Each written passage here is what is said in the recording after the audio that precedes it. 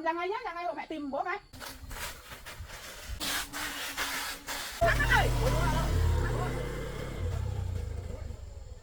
Giao hàng. Giao hàng đâu? Ồ, cái này là cái bao ve chai, cái nhỏ giao hàng đấy.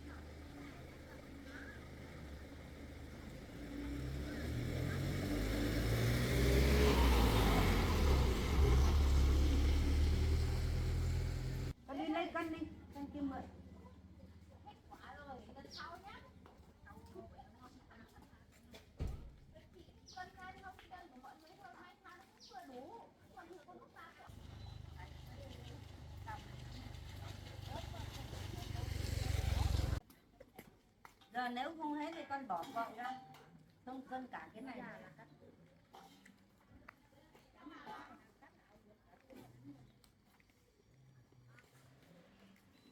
Không hết rồi bỏ gọn cái này ra. Thôi.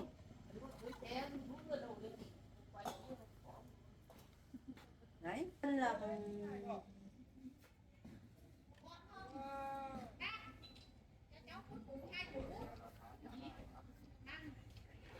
trong mình làm cái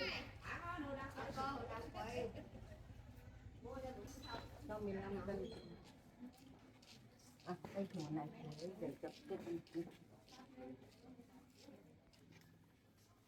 em ơi mà lấy còn hai củ không phải lấy vào đấy mà đây cả vườn vào trong nhà thôi mình đổ đi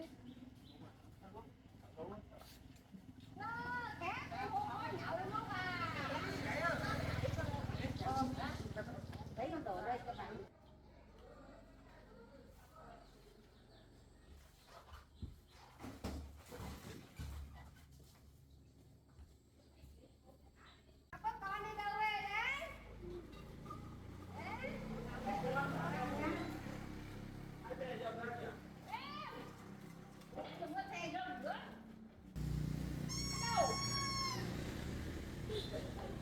Gà đến rồi kìa.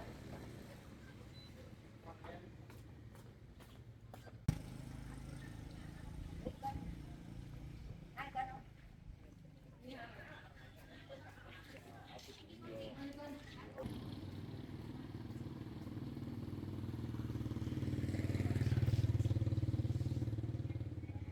Mua đi. Để đi bán cái này nhanh này.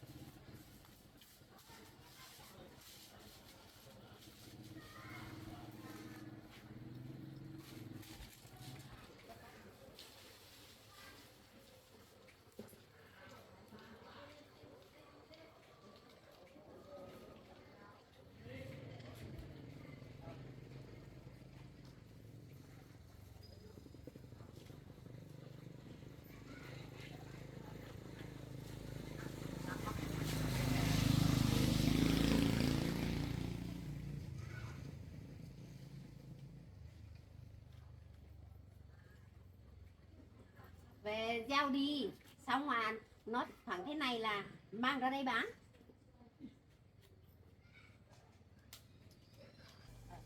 Về nhá, giỏi thật đấy, không biết nói nhưng mà giỏi lắm, ngoan.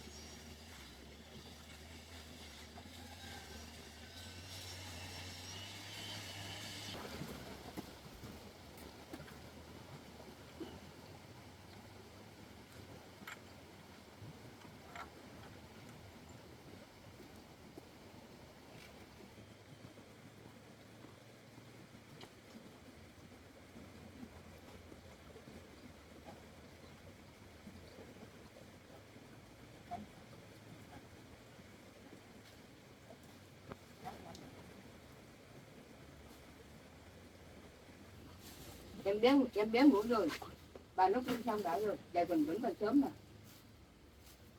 Em bé ngủ bà tranh thủ đi tới cái bếp.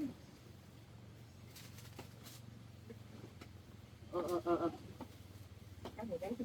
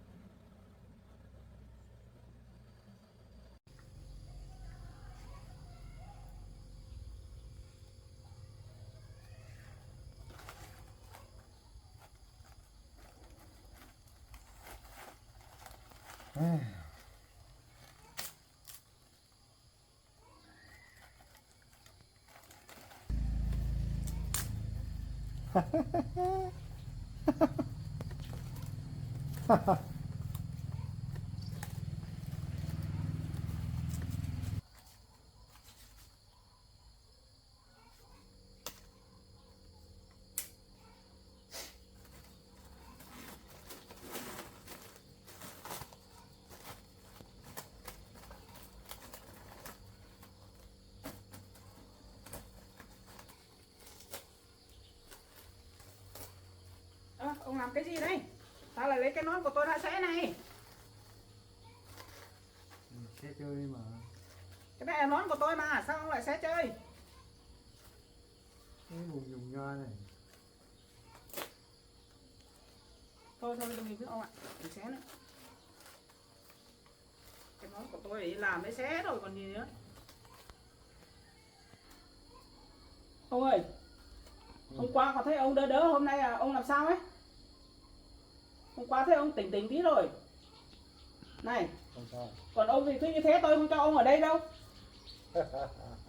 Tôi đuổi ông đi đấy. Mỗi cái nón thôi ông cũng xé giấy hết rồi.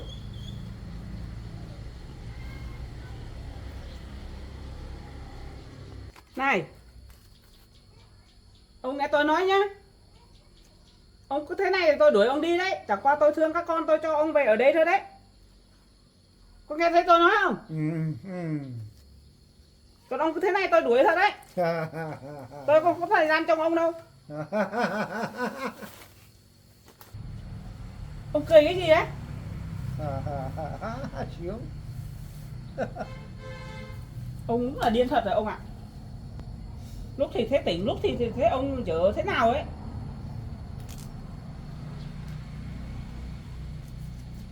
Chướng cái gì, làm đây làm bẩn hết nhà rồi. Đấy. Ông nằm ở đây nhá. Để tôi đi chăn lợn nhá. Đi theo tôi là ông nghịch ngợm lắm, không đi xe được đâu. Có ngày nghịch cái này vào cái nọ. Tôi không có thời gian ở gần ông suốt đâu. Tôi phải đi làm ấy. Ở đây nhá, nằm ở đây nhá. Tôi đi chăn lợn đây nhá. Này, có nghe tiếng không? Nghe thấy không? Thì thật nhá. Tôi đi làm ấy. Không được theo tôi nhá.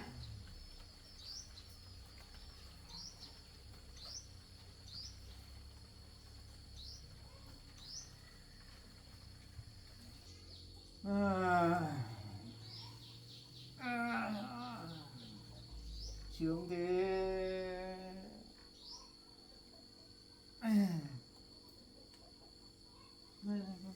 Không quay được nhỉ? Không quay được.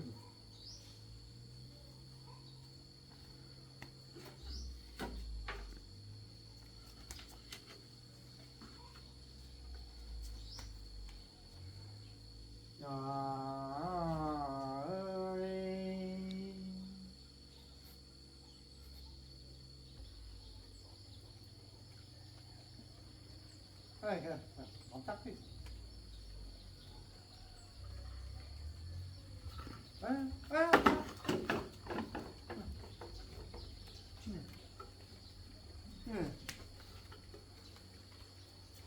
Nằm im đấy, tao đi làm.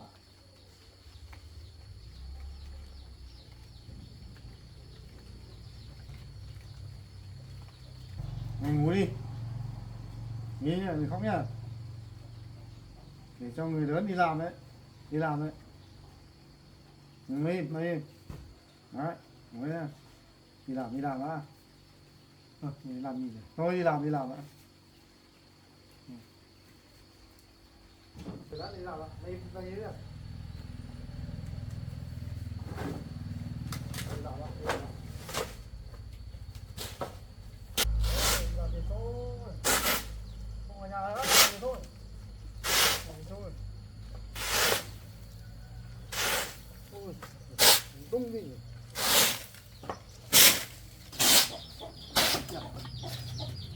Nói chung là có ai cho tiền mình không?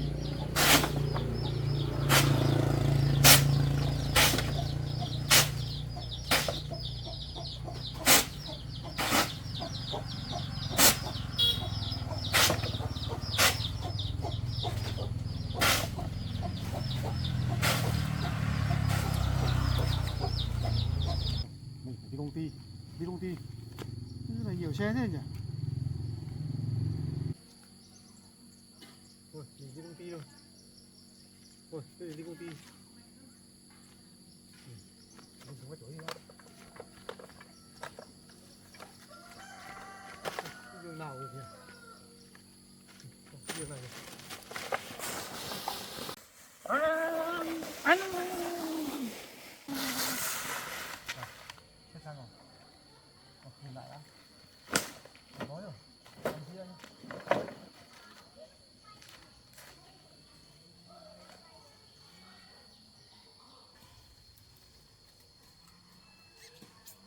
Ngon quá.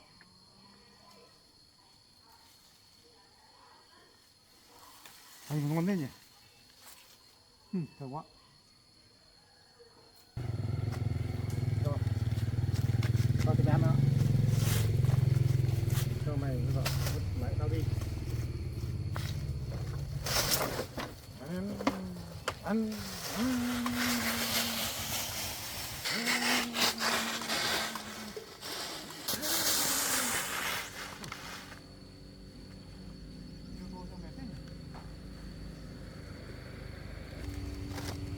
Thế nhỉ?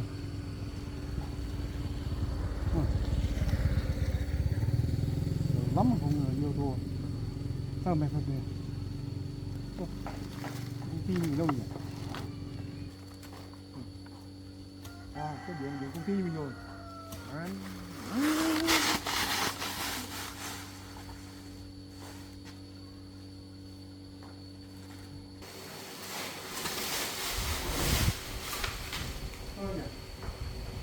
Cái công ty này có người và cái bát cái lúa này hay mình nhầm rồi. Toàn là bạt thôi. Không có người nữa cơ. Cái công ty mình đâu hết nhỉ?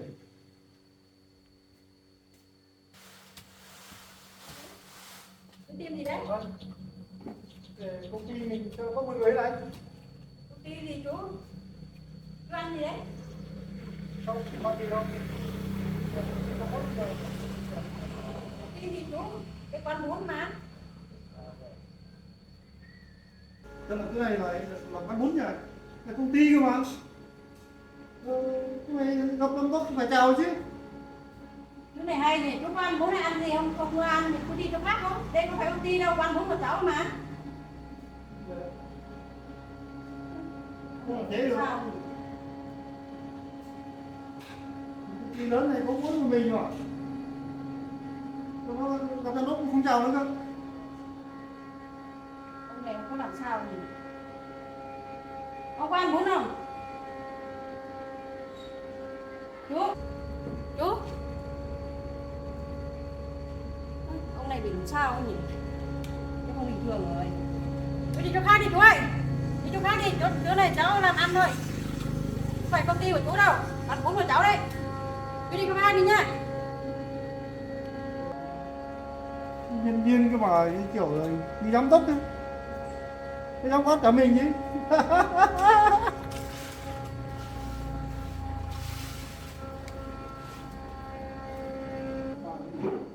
Chú ơi, chú có ăn bún không? Ăn bún cháu làm cho. Không ăn thì đi chỗ khác đi nhé. Chú ăn bún không? Không này. Chú đi chỗ khác thì cháu làm ăn đi. Chú mà không ăn đấy.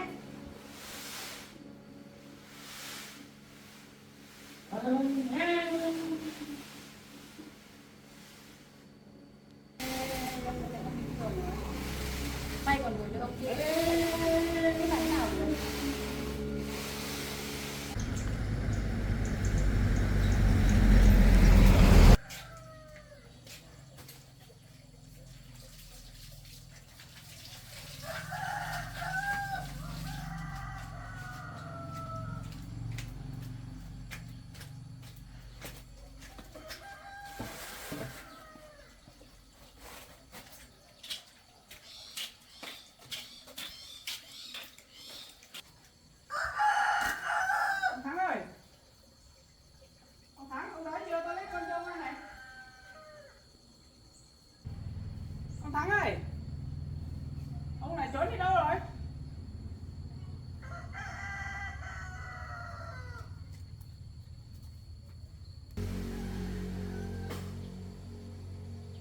Lạ nhỉ? Ông này bảo nằm ở võng chờ không biết đi đâu nhỉ? Đi đâu mất rồi? Cái võng này cho người ngủ là đấy cái ghế lên đây. Ông này chắc điên thật rồi.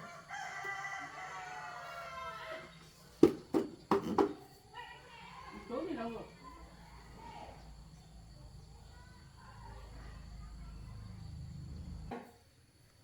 Ông trốn ở đâu đấy? Tôi có thời gian trốn tìm với ông đâu nhé. Bây giờ ông đây ông không ngủ đi đâu rồi?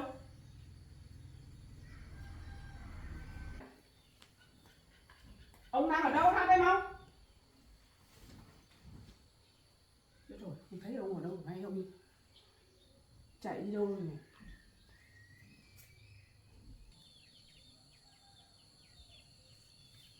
Chắc ông vẫn ở đây. Hay ông đi ra đường rồi nhỉ? Mình cũng đi chăn lợn lâu lâu tí ấy. Tầm 30 phút rồi.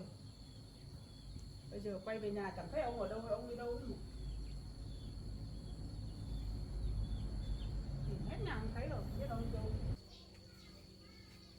Không biết ông này đi đâu nhỉ? Ông Thắng ơi! Ông Thắng, ông đang ở đâu đấy? Ông về nhà ai? Ông Thắng ơi! Ông đang ở đâu ấy? Ông đừng có mà ra đường nữa, cái tai nạn tôi không biết đâu đấy. Đã làm tội cho tôi đấy. Ông đang ở đâu đấy, về thôi. Ông Thắng ơi! Cái ông này.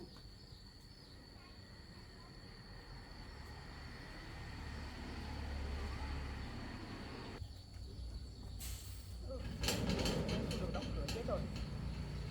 Chắc ông này ra đường thật rồi. Không làm thế nào được đây. Thôi mình gọi con trai về hỗ tìm rồi. Chết rồi con ơi. Rồi.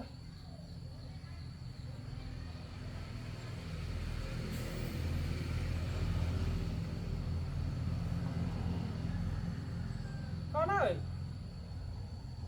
Con có ở nhà không hay con đi làm ấy? Mẹ gọi có việc mà. Nếu con ở nhà con xuống nhà mẹ đi.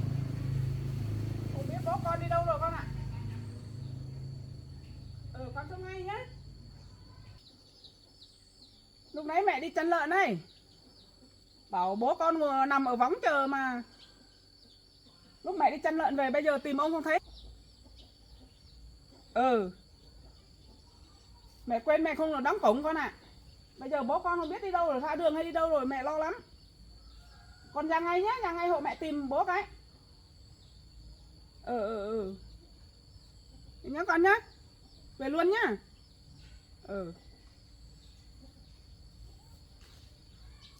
Thôi mình sợ quá, không biết làm thế nào được bây giờ. Mình chạy xem ông mới được. Chắc ở xung quanh nhà hay là ông đi đâu. Mình quên chưa được cái dép gì đấy.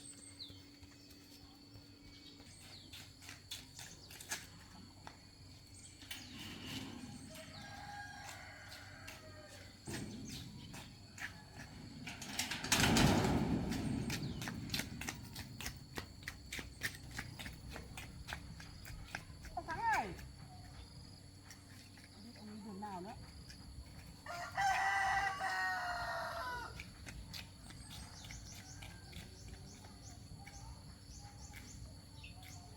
Đâu không thấy. Bây giờ không biết ông đi đường nào nữa cơ. Chết rồi. Ông đi đường dưới này rồi.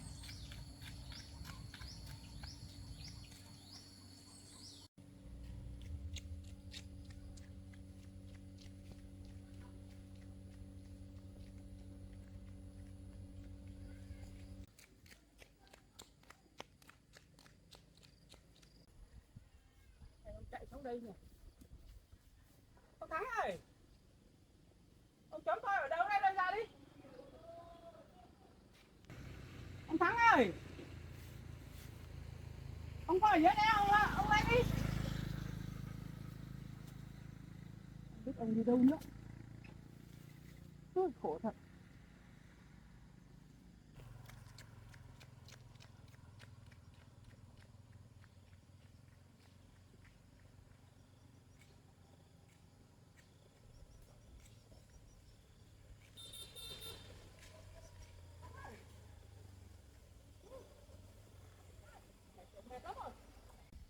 bố chưa? Chưa, mẹ tìm khắp nơi rồi không thấy con ạ, tìm hết đường rồi. Theo đường tìm hết rồi. Nhà mẹ cũng tìm hết rồi, không thấy ở đâu. Bây giờ không biết ông chạy đâu. Sao lại để cho bố một mình ngồi đấy, xong lại cho bố đi đâu tìm đâu được nữa bây giờ? Thôi, cái gì hả mẹ? Đi chăn lợn, bảo ông nằm ở võng chờ. Mẹ chăn lợn xong một lúc tầm 30 phút ấy mẹ vào煮cái cơm cho ông ăn sáng. Về tìm không thấy ông rồi. Bây giờ mẹ không khóa cổng vào này, biết đâu thì Mẹ bố, quên không được khóa cổng. bố lang thang ngoài đường, biết bố đi chui chỗ nào. Bố còn không bình thường đấy chứ. Đấy, hôm nay ông cũng dở rồi đấy. Dở thế nào ấy. Thế con từ trên kia về có trên đường có gặp bố không? Thấy bố ở đâu? Con từ ngoài kia lên không gặp đâu, không thấy. Không biết bố có rẽ vào đâu không, nhưng mà đi đường thẳng là con từ ngoài lên không thấy đâu. Thế thì con với mẹ lên trên tìm. Thế đoạn trên mẹ tìm chưa? Chưa được. Chưa? Mẹ chạy từ nhà mẹ vào trong đấy thôi. Con này à? Thế mẹ lên xe để con đưa con đi tìm đi. Tìm một đoạn trên xem. Chắc là bố lại tí nữa bố rẽ vào đâu lại tìm không thấy đấy. Mẹ chạy bộ cũng mệt lắm rồi con ạ. Mẹ lên xe đi.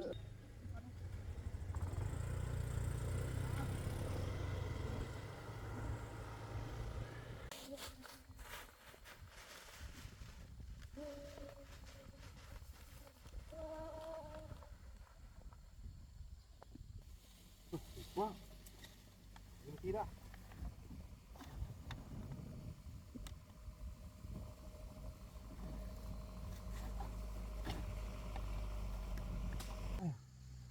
Ôi còn nhìn kìa.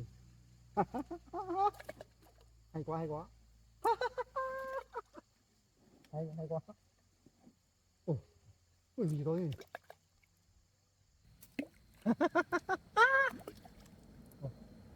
Ôi, khi nào mới đến công ty nhỉ? Ôi, đi lâu lắm rồi chứ. Ôi, buổi trưa nhỉ? Quá. Ôi.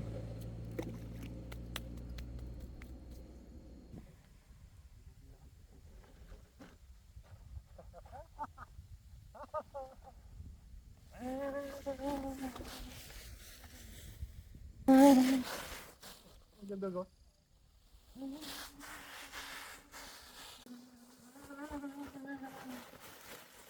Công ty mình đây rồi. À, đây. Đi công ty rồi.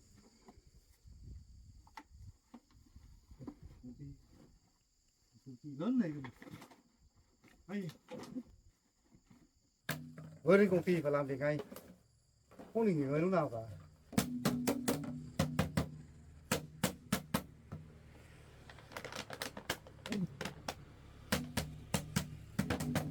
Chết được hẳn.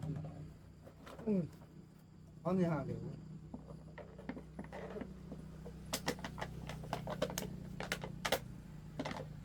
công ty này, thu này, chỗ này, nữa cho lên đơn luôn này, giao hàng luôn này. Cái này của ai nhỉ? Không hoàn thành. Công ty chuyển sang Thăng Long nhỉ? Chốt đơn luôn. Nhiều hàng quá. Tiếp tục làm ăn rồi. Toàn những công ty lớn này. Đóng hàng chốt đơn này. Cái này của anh Thành này. Này của đơn hàng của ông Nam này. Này của ông Đông này. Rất là nhiều mặt hàng. Đây à. Để làm rất là làm ăn. Đi làm nhiều lắm. Rất nhiều đơn hàng. Cho nhân viên chốt hết đơn cho mình. Nhiều nhất là mặt hàng. Bên của anh Đông anh Tây này. Ui ồ nhiều hàng. Nhiều hàng quá. Làm ăn rồi. Có một hướng đi lên này, đủ các loại này, nước này, hàng này. Mình trên đơn cho nhân viên mình, sẽ giao cho mình hết. Mình chốt đơn nhá.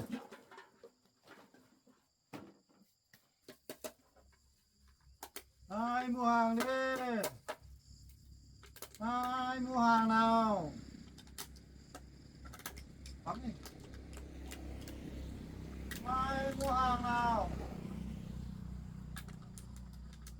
ô sắt vụn ơi.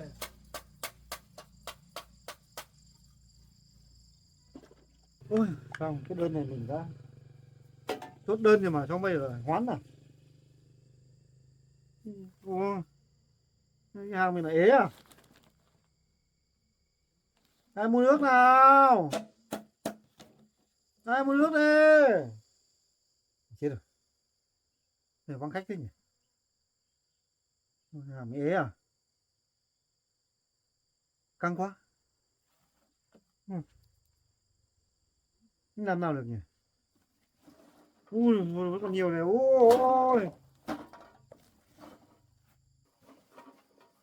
Chẳng ai mua tôi đi thôi.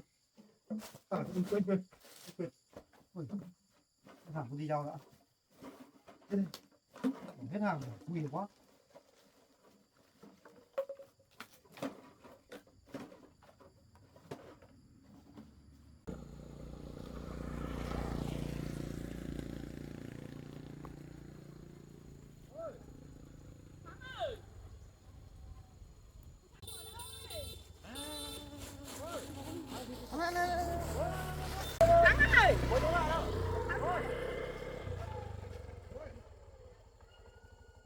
Đi đâu đấy? Ông đi đâu ấy? Nhà đi không ở, bố chạy ra đường gì? Ông đi đâu ấy? Tôi bảo ông ở nhà cơ mà. Còn cầm cả cái này nữa này. Lấy để làm gì? Cầm cái chổi của mẹ ra đường cả bao gì đây? Còn bão này là bao gì? Ông cầm đi làm gì? Tôi đi công ty tôi xếp hàng. Công ty gì? Cái này là cái gì đây? Ôi trời ơi, cái bao Về trái. bao ve chai của mẹ của ai đấy? Chịu không rồi đấy. Bán nước về mà. Nước gì? Bố đi bán nước á? Thế cái mang cả cái chổi của mẹ đi làm gì? Cái này là cái gì? Phải cái chổi không? Ông lấy làm gì? Vác chổi rồi là vác bao đi theo đường. Cái xe của tôi cơ mà. Xe gì mà Xe xe? gì? Cái này cái chổi. Xe gì? Trời ơi là trời. Bố đúng là hết trò được nghịch rồi sao ấy? Bảo ông nằm ở bóng chờ ông đi nè ông. Bố đi ra đường bố không sợ tí nữa xe cộ người ta đâm phải à? Sao đi biết nói nào nữa đâu. Nguy hiểm lắm đấy.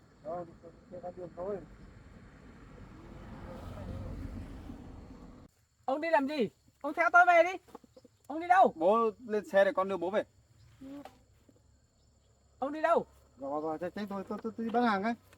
Đi đâu? đâu? Bán hàng ở đâu? Tôi làm công ty trước tôi nhé. Công ty ở đâu? Giờ này còn công ty gì nữa bố ơi? Bố còn nhớ là bố có công ty à? Bố đi theo con về đi. Thì không nói gì nữa, giờ này bố phá sản lâu rồi. Hoa mới mua cho Công cái ty áo đâu, lại bẩn hết rồi đây này. Bây giờ là mơ màng rồi, đó không bình thường rồi. Cái chổi bảo là xe, cái bao thì lại bảo là hàng hóa. Cái Dạ, giao ông hàng nữa. gì đâu, có cái gì đâu mà hàng vào giao. Đi về. Giao hàng Thế cho con lấy về nhá. Đưa đây cho con, lên xe đi về. Mang đi về đi. Ông lái xe. Bố đi đâu? Đi giao hàng. Giao hàng ở đâu? Ồ, cái này là cái bao ve chai, cái gì mà giao hàng. Đây cho con nào. đi công ty giao hàng cơ mà. Công ty cái Ông gì? lên xe cho con đưa về. Bố đang mộng mơ. Này, giao hàng cái gì, cái này công ty cái gì, cái này bao ve chai. À.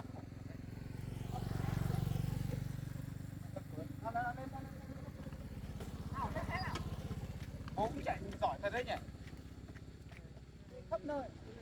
Ôm con nhá. Ngồi yên nhá, không được phải nhá. Nhiều. Nó không phải nhà. Đâu cái Lại gì? làm đâu nữa, ông mày cứ lên xe. Trời ơi, nó lắm sẹo đấy. Công ty mà nhân viên tăng cấp rồi đấy.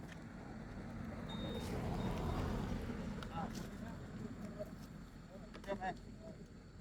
Bây giờ con đưa bố về. Không đi không đón được đấy cả. Ôi, mất quá đi thời gian. Ở yên không ở.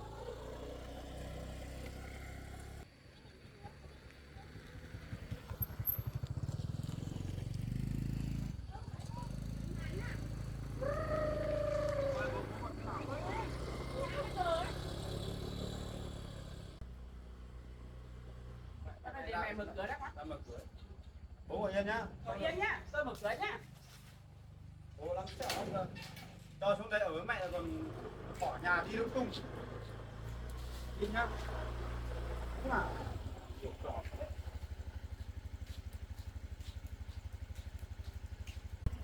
Đấy, đến nhà rồi. Nào, đi đâu ấy? Đến nhà tôi rồi. Gì nữa? Đi đâu nữa? Xuống đây. Rồi. Bao cái sai. Cái gì mà dao hết à? Cái bóng đấy, tôi nằm cái bóng đấy nó nhỉ? Sau này phải bố nằm đây không? Bố nằm bóng này này. Ê, bây giờ mới nhớ là cái võng. Thế mà đi đến tận đâu về rồi? Cái này thì vứt đi à? Bố cũng là đây, bố ngồi nghỉ đi. Đấy. Với bố thật đấy. Bảo ông nằm cái võng này cho tôi. Về thấy mỗi cái ghế ở trong võng này ông làm cái gì ấy? Bán hàng Bán cái gì hàng cứ nói câu này. Bố có bị gì thế không mày? Hôm qua bố có lúc thì tỉnh, có lúc thì không tỉnh con ạ. Hôm nay là biết thế nào ấy. Hôm nay lại rửa rồi à? Chắc thế. Tình hình gì? Không biết có ổn không? Con có biết là tối về con khổ thế nào không? Ông có biết không? Đấy, đi tìm ông suốt cả buổi. Mãi mới thấy ông. Bố ơi, con hỏi bố nhá. Bố có phải bị như thế thật không? cái gì? Hay là bố giả vờ? Ông mệt rồi đấy. Còn nếu mà bố bị như thế nhá là con không cho bố ở đây với mẹ đâu. Con đưa bố đi xuống dưới trại nhá. Cho vào cái trung tâm điều trị tâm lý kia. Rồi, đi công ty à? Ông tì Ăn ông thật đấy. bố mà không ổn là con đưa bố đi thật đấy, không đùa đâu. Đi đâu? Công ty á? Ông còn đi công ty ông còn ở đâu? Ông đắp hai sản là hết rồi còn gì nữa? Bán hết rồi còn gì? Còn công ty cái gì? Bố bây giờ mơ hồ rồi, lẫn lộn lên rồi, không nhớ gì đâu. Bây giờ cái chổi bảo là cái xe, cái bao ve chai thì bảo là cái đơn hàng hóa của bố, thế thì không bình thường rồi. Không biết làm nào à? Mẹ cái chẵn hà đấy. Bây giờ cho bố ở đây với mẹ ấy. Con là con sợ tí nữa bố lại làm cái trò gì khác ảnh hưởng này không, hay là con đưa bố đi ra ngoài nhá. Hôm qua ông rất ngoan nhá. Mẹ đi đâu ông đi theo hộ làm. Hôm nay ông lại cái tính này rồi, không biết mẹ làm thế nào được nữa. Được không mẹ? Con đưa đi ra ngoài nhá. Thôi con ạ. Đưa ra đấy phức tạp lắm. Để cho bố con ở đây cũng được. Nhưng mà bây giờ bố cứ thế này sao mẹ làm được việc, với lại không quản lý được đâu. Không. Bố cũng nhăng nhăng ngoài đường xảy ra chuyện thì Đến lúc mẹ hỏng đấy. đi làm mẹ đóng cửa khóa cửa hết thì được không? Bây giờ đi ra ngoài phức tạp lắm con ạ. Mà sợ thì nó lại đập phá đồ sao? Hay là mẹ khăn dọn hết. Mà bỏ bố con ở ngoài thì con đi làm có yên tâm đâu. Tí là cứ nghĩ đến bố là không làm được việc, họ lại nói cho con ạ. thôi bây giờ nhá, bố mệt chưa? Đấy. Con dìu bố vào trong giường ngủ, Bẩn hết rồi đây này. Ông đi thấy nằm chưa? nghỉ đi. Đây này, quần áo cũng bẩn không này. chạy nhảy nhiều nữa, đi cho vào trong buồng kia. Đi vào cho ngủ vào đi. trong buồng đi. Đi đâu? Đi vào ngủ. Vào nhà ngủ. Bố không thể cho bố ở ngoài được, bố ở ngoài bố toàn làm phiền mẹ. Nào nào, Nhà nào? phải căng một tí mẹ. Đi vào nhà đây còn gì nữa. Đi vào trong giường ngủ. Đi vào ngủ. Không. Bố còn đi giao hàng đi công ty. Đi. Đâu, cái gì hàng? Hàng cái gì? Đi vào ngủ, không được làm phiền đấy. Ở với mẹ là lên đơn hàng rồi. ở với mẹ còn nhiễu sự nữa, phiền hà thì Đấy, đi vào đây ngủ. đi vào giường này của bố à? Không, vào trong đây. À, Cho ông vào trong đây ngủ. đấy, Đấy, ông vào nằm ở trong đấy bố à? Đừng có đi lại nhiều nữa. có đâu. Tôi cũng ở đấy. Đi trong đấy nhá. Thôi, nó con lạc mẹ mệt hết rồi. Phá cửa vào bây giờ ấy. Đấy đó. Lắm chuyện lắm cơ. Công ty tối om này. Ở im mình không ở, cứ chạy nhảy nhiều, đi khắp nơi. Có lên nữa thế nào? À, Bố nằm im trong đấy nhá, không đi lại nhiều nữa, mệt rồi. Mình đi xe máy rồi đi 5-6 cây liền. Mà bố mà chạy đi bộ đi đến đấy, chẳng biết đi đến đâu về rồi. Ông im nha. Kêu cái gì? Tôi lấy dây này tôi còn buộc vào đấy. Khả năng cái này không ổn đâu mẹ. Bây giờ nhá, Tôi con xem bảo mẹ nó. này, bây giờ mẹ không muốn cho bố đi ấy. Bây giờ con bảo mẹ này, mẹ ở nhà mẹ giúp con theo dõi bố một lúc xem thế nào. Theo dõi mẹ đầu bố, có mẹ cứ đi, mẹ đi dạo đi làm không, mẹ đi mất đâu xem bố giờ là vợ. Bố có biết thì Thế nên mẹ ra ngoài còn bảo ra ngoài đi bố mẹ chơi.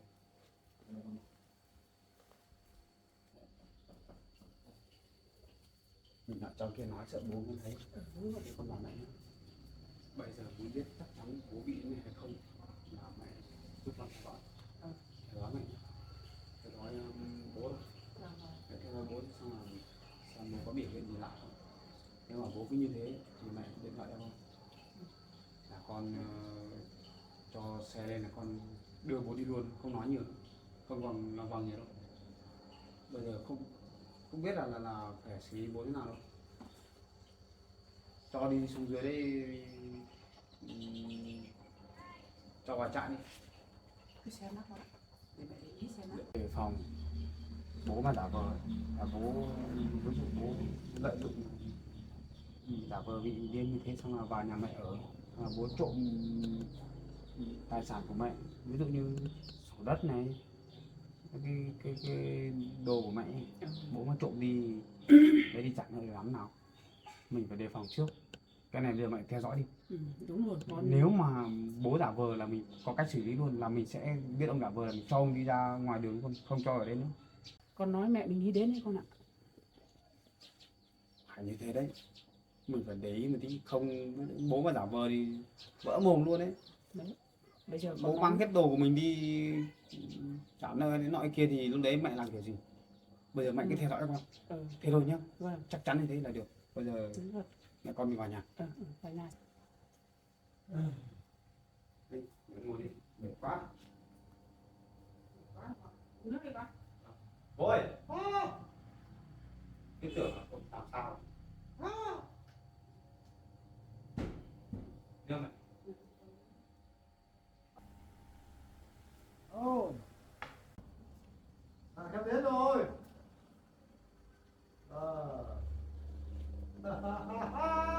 bố làm sao đấy? Giờ này có ai gọi hàng hóa gì ở đâu? Nằm yên ngủ đi. Tôi ra công ty. Bây giờ đưa được bố về rồi. Bây giờ mẹ cứ ở nhà trông bố đi. Cứ như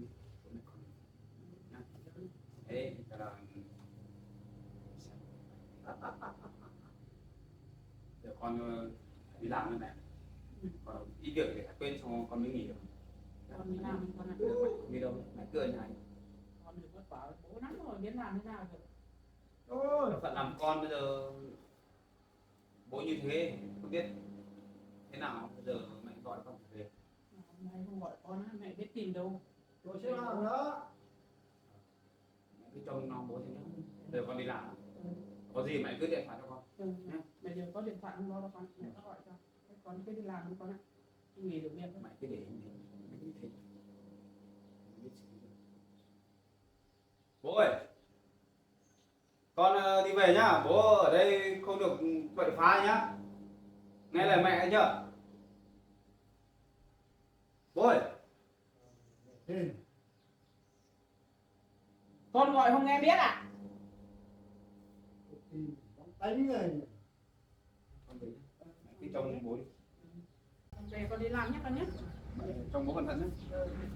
Con đi làm. Một lúc có vấn đề gì, có bị chuyện gì là mẹ thì nhìn để biết. Con sợ nhất bố giả vờ. Bố mà giả vờ thì mẹ con bị bố liều. Mẹ không dám bỏ trong á. Tí mận với bà còn sợ nữa đấy con ạ. Quan tâm thế nào mẹ mới cố lấy ra. Được con quá thì mẹ lấy ra để con an tâm đi làm.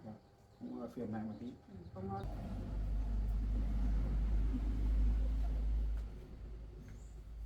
Trông bố nhá. Về con đi làm nhé. Con đang bận đây. Tiết kiệm từng phút một chứ không bao giờ có thời gian đâu mà đi lại suốt thế này đâu. Cố gắng mà Con tập có trung nhiều làm việc. việc thôi con ạ. Mẹ phải giúp con lo bố là được rồi. Có gì mẹ cứ điện thoại cho con nhé. Bây giờ bố lại im rồi, không thể nói gì rồi. Chắc ngủ rồi, chắc ông mệt ông ngủ rồi con ạ. Con đi nhá mẹ. Vậy thế con nhé.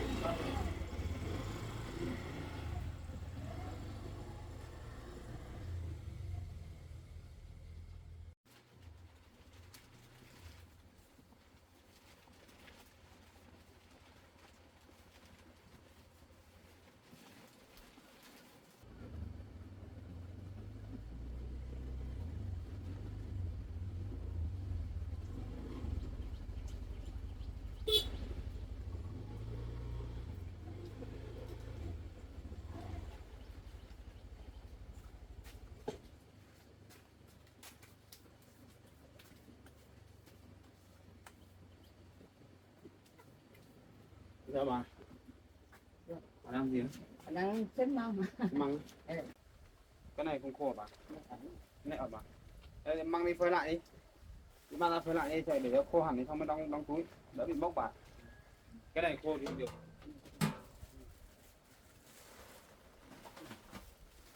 Mang hẳn ra ngoài trên cái đổ.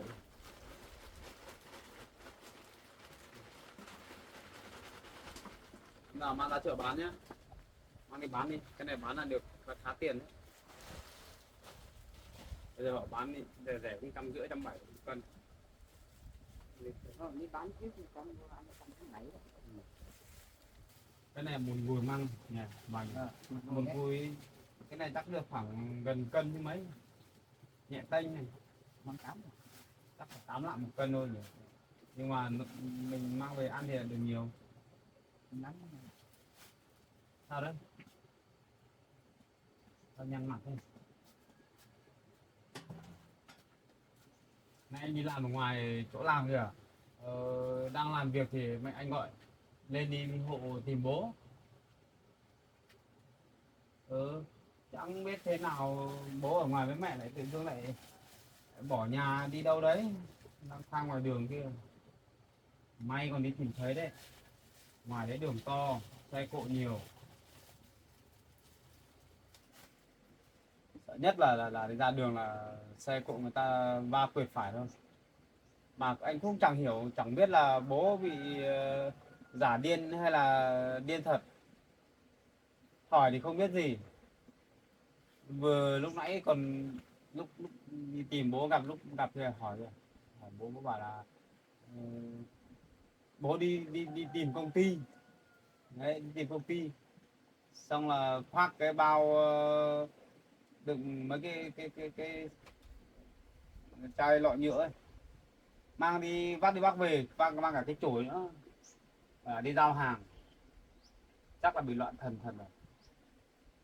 bố cháu không khởi lại trời lệch thế này. Thì mẹ bảo là đỡ chút rồi. Hôm nay lại dở rời, lại tự nhiên lại bỏ nhà đi. Cái này là cũng chẳng biết thế nào. Cháu đang nghĩ là sợ ông giả vờ đấy.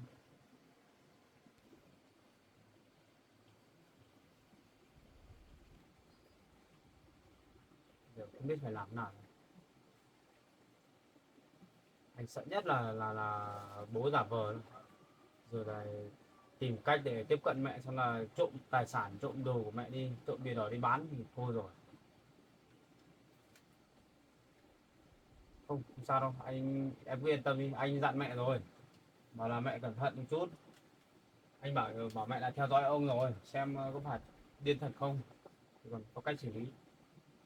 Nếu mà ông giả vờ thì mình cũng biết luôn là giả vờ là mình đuổi luôn đấy, không cho ở đấy nữa. Nghĩa là mình là có lòng tốt, mình thương là mình mới cho ông ở đấy thôi. Còn đằng này nếu ông giả vờ thì coi như là ông lợi dụng lòng tốt mình, đuổi ông đi luôn, đi đâu ở thì ở thôi.